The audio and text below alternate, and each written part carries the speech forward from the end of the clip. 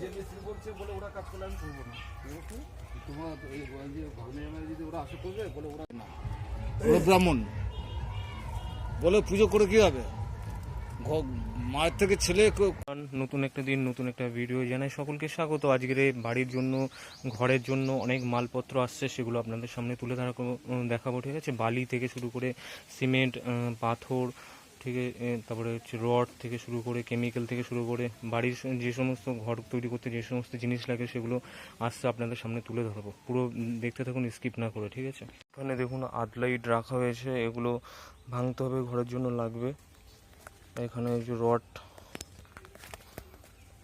Rod আনা হয়েছে, বিভিন্ন ধরনের 6 রড, 8, 10 রড, 12 রড পাথর রাখা হয়েছে। দেখুন 100 ফুট পাথর, দাম বেড়ে গেছে অনেক। 9,400 টাকা নিল ভ্যান ভাড়ার সময়, 10,000 টাকার এটা পাথর। এটা পুরো ওদিকে বালি রাখা হয়েছে।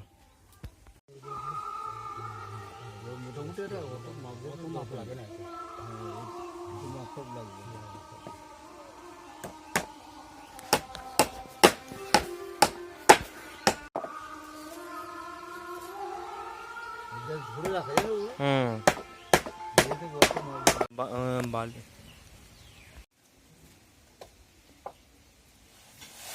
দেখুন, বালি রাখা হচ্ছে 100 ফুট, এখনো আসছে মাল। ঠিক আছে, আর এখানে ইট কেনা হয়েছে, এখানে এগুলো ইট কেনা হয়েছে, এখানেও ইট কেনা আছে। এখানে ঘরের জন্য গর্ত খোলা হয়েছে। দেখুন দুটো জল হয়ে গেছে গর্তে, 3টে 4টে 5টা 6টা গর্ত খোলা হচ্ছে। দেখুন নারকেল গাছ কাটা হয়েছে, এখানে রাখা হয়েছে। ঠিক আছে, তক্তা করে খুব সুন্দরভাবে সাজানো হয়েছে। সিমেন্টের বস্তা রাখা হয়েছে। দেখুন এখানে বাড়ির গ্রিল, এটা সিমেন্টের বস্তা।